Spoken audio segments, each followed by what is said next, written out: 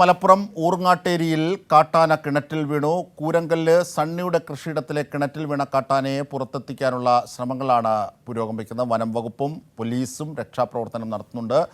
പ്രദേശത്ത് കാട്ടാന ശല്യം രൂക്ഷമാണെന്ന് പ്രദേശവാസികൾ പ്രതികരിച്ചു. വിഷയത്തിൽ ഫലപ്രദമായ നടപടി സ്വീകരിക്കണമെന്നാണ് പ്രദേശവാസികൾ ആവശ്യപ്പെടുന്നത്. ഇതിൻ്റെ വിവരങ്ങളുമായി സ്വാലിഹ് ഞങ്ങളുടെ പ്രതിനിധി ചേരുന്നു. സ്വാലിഹ്, ആനയെ കരക്കെത്തിക്കാനായോ? ആനയുടെ ആരോഗ്യാവസ്ഥ എന്താണ് കരയിൽ നിന്ന് നിഗമിക്കാനാകുന്നത്? മറ്റ് പ്രതിഷേധങ്ങളടക്കമുള്ള വിവരങ്ങൾ കൂടി ക്രോഡീകരിച്ചാൽ. അജിംഷാദ്, ആനയെ പുറത്തെത്തിക്കാനുള്ള ശ്രമം തുടരുകയാണ്. ഈ കിണറിലേക്ക് സ്ലോപ്പായി പാതയുണ്ടാക്കി അതിലൂടെ ആനയെ പുറത്തേക്ക് നടത്തി കൊണ്ടുവരികയും പിന്നീട് കാട്ടിലേക്ക് കയറ്റാനുമാണ് നിലവിൽ പദ്ധതിയിട്ടിരിക്കുന്നത്. 25 അടി താഴ്ചയുണ്ട് ഈ കിണറിന്. ഇതിന് ആൾമറയില്ലായിരുന്നു. രാത്രി 1 മണിയോടെയാണ് കിണറ്റിൽ വീണത്. ഏതാണ്ട് 12 മണിക്കൂറോളം ആവുന്നു ആന കിണറ്റിൽ അകപ്പെട്ടിട്ട്. വനം വകുപ്പിലെ ഉദ്യോഗസ്ഥരെത്തി, ഡോക്ടർമാരെത്തി ആനയുടെ ആരോഗ്യസ്ഥിതി വിലയിരുത്തിയിട്ടുണ്ട്. JCB ഉപയോഗിച്ച ഈ പാത ഒരുക്കുന്നതിനുള്ള പ്രവൃത്തികൾ ആരംഭിച്ചിട്ടുണ്ട്. ഇതിനിടെ മയക്കുവെടി വെച്ച ആനയെ പിടികൂടി ഉൾവനത്തിലേക്ക് വിടണമെന്നാണ് നാട്ടുകാർ ആവശ്യപ്പെടുന്നത്.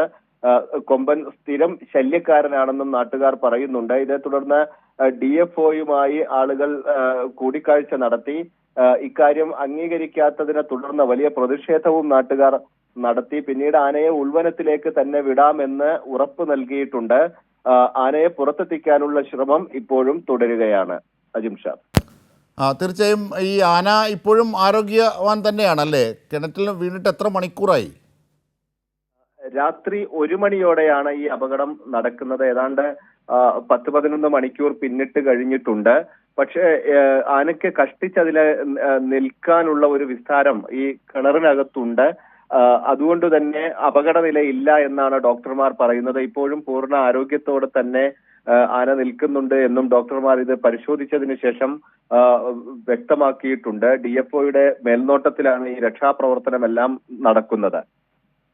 തീർച്ചയായും, അതായത് ഈ പ്രതിഷേധങ്ങൾ ഇതിനെ രാഷ്ട്രീയമായി മുതലെടുക്കാനും ഒക്കെ ചില എലമെൻസ് ഉണ്ട്. പക്ഷേ എങ്കിൽ പോലും ഈ പല വിധത്തിലുള്ള പ്രതിഷേധങ്ങളാണ് അവിടെ രൂപം കൊള്ളുന്നത്. തീർച്ചയായും അതിൻ്റെ രക്ഷാപ്രവർത്തനമാണ് ഇപ്പോൾ പുരോഗമിക്കുന്നത്. കരക്കെത്തിക്കാൻ അതിൻ്റെ വിവരങ്ങളാണ് KT സ്വാലിഹ് ഞങ്ങളുടെ പ്രതിനിധി നൽകിയത്.